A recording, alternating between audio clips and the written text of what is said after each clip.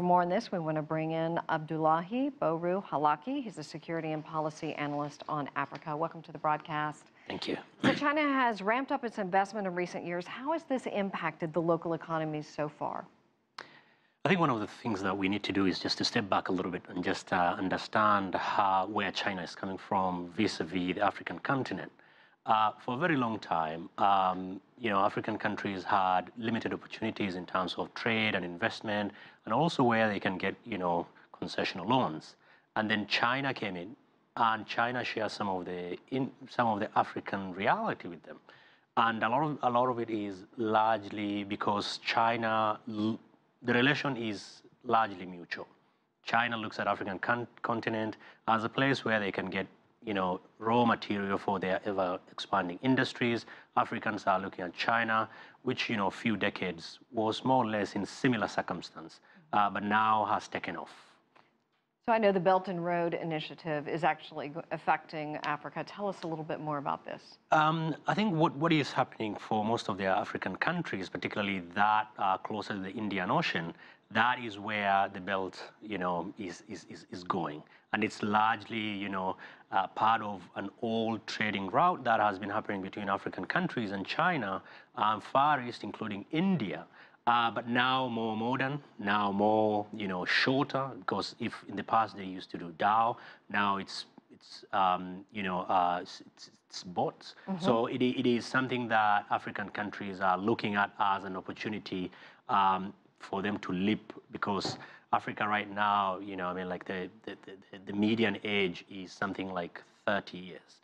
And over 60% of Africa, I think something like 68%, are under the age of 30. So China is looking at this as an opportunity for their investment into the future. So you mentioned boats, but tell us a little bit more about what kind of sectors are benefiting from African investment.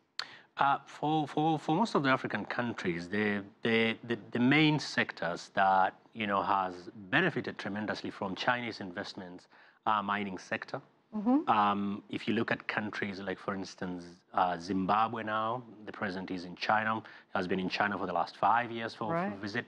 Angola, countries like DRC, where Chinese investment has been on the increase. The other sector largely that has benefited is transport.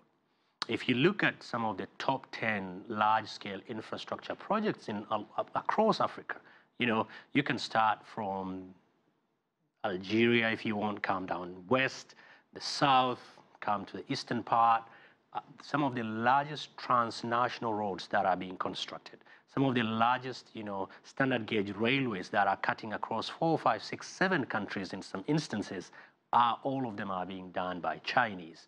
And this, for a lot of African countries, they look at it as an opportunity for them to start growing. So how do they compete amongst each other? Between the countries for investment?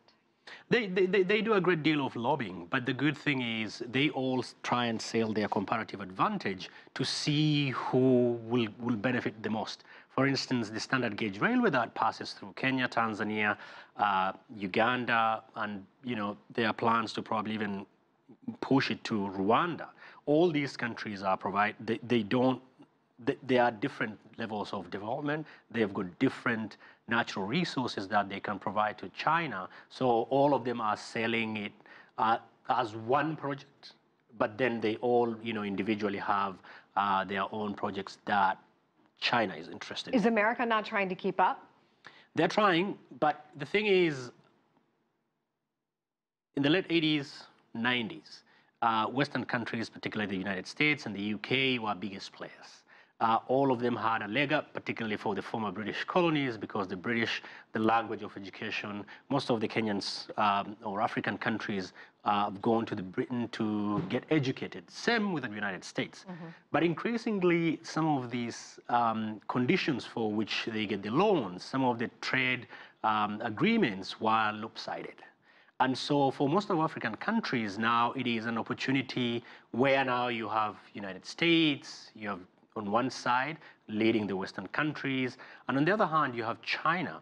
And so for a lot of these countries, it is a win-win situation.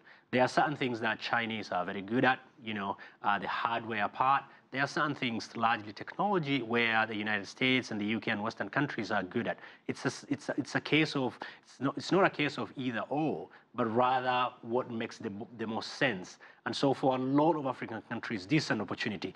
It's not just many years ago, 2000, the cover for the British Economist newspaper, had a headline, Africa, the hopeless continent. 10 years later, they said a hopeful continent. And it's in that spirit that all these investments are coming in. All righty. Well, Abdullahi Boru Halakhe, thank you so much. My pleasure.